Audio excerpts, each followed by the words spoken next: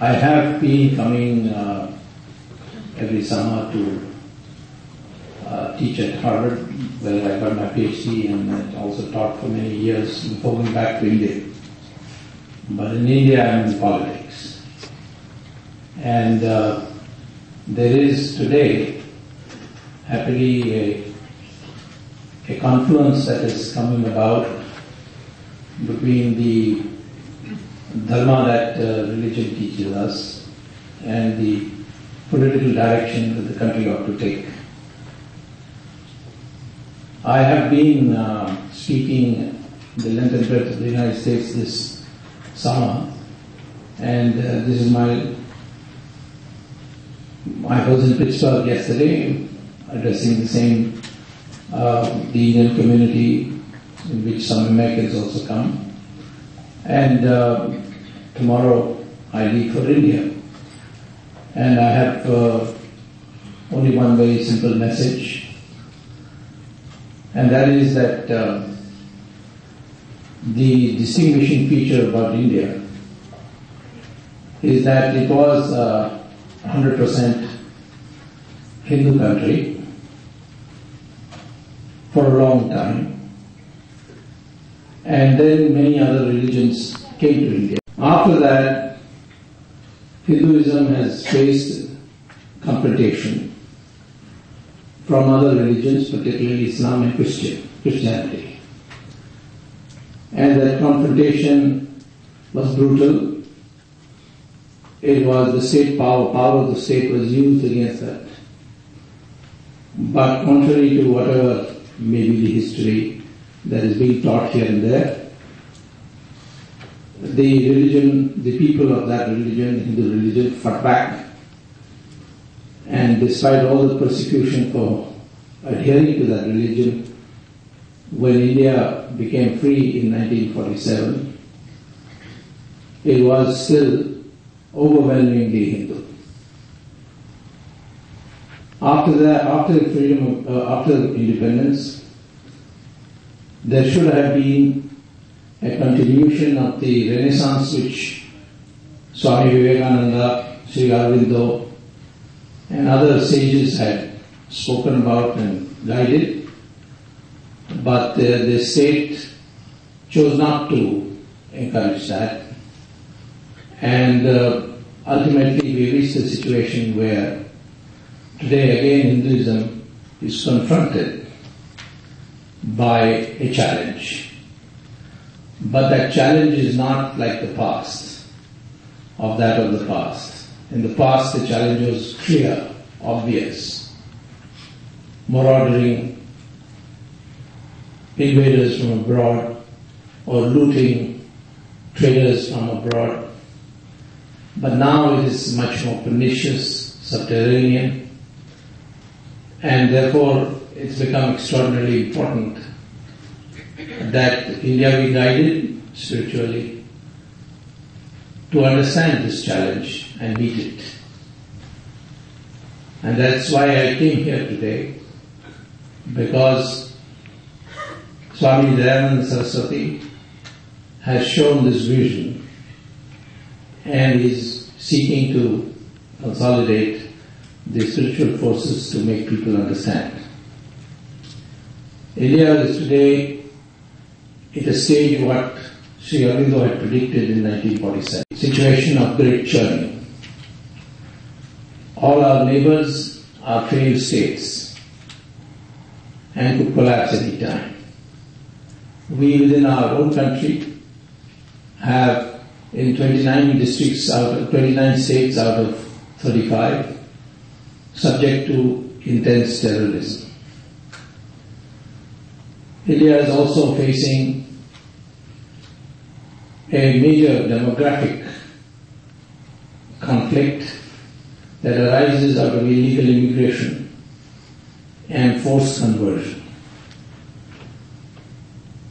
The fact of the matter is that the foundation of India, the distinguishing feature of India, is its Hindu foundation.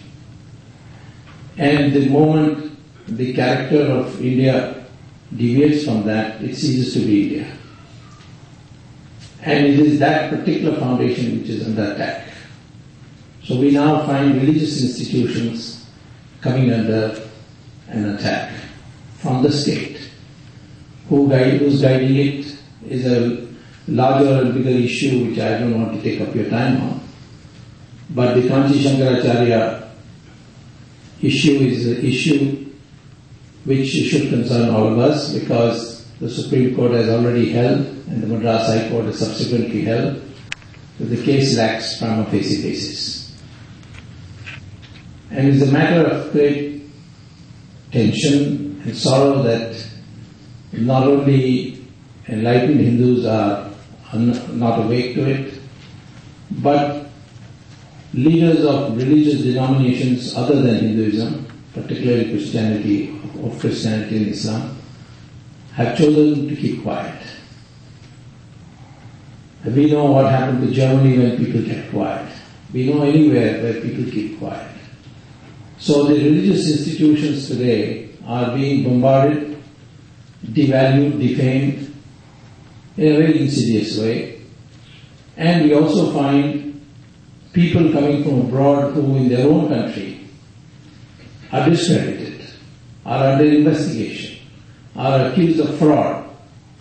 And they come to India, discredit the religion that they say they represent, and engage in money-based conversions. So this is the third threat that Hinduism is facing.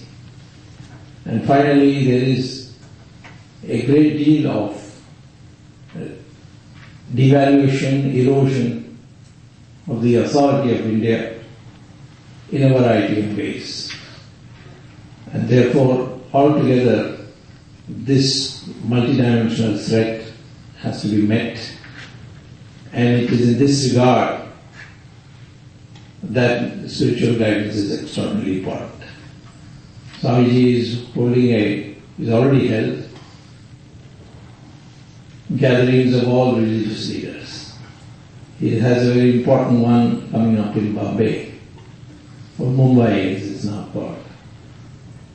And I think that you may indeed visualize, if one were to look at it positively, that what Sri Aurobindo said in 1947, that there will come a time, and he thought it would be more than 50 years, when there will be a great churning in India, and out of that a renaissance in Hinduism will rise, and India will again become a center of spiritual glory, in addition to the material prosperity that India had in the past. That India is headed towards material prosperity, there is no doubt now. Everybody is talking about the race between India and China, and how United States, India and China will be the triumvirate of the 2020s. And the latest to join that bandwagon is the Business Week, which has a front page story which is running in 40 pages about how India and China are going to share power with the United States to create this kind of a world. But the more important thing would be India's traditional glory, and that is the spiritual message that it gives. And I think that is essentially where the confluence between politics and religion, not in terms of theocracy, which in India has never been, or at least the Hindu religion has never preached theocracy, but in terms of deriving values from religion in the conduct of political affairs. And this is the goal to which I am working, and essentially I came for inspiration, and I am honored that Swamiji thought it fit to ask me to say a few words. Thank you very much.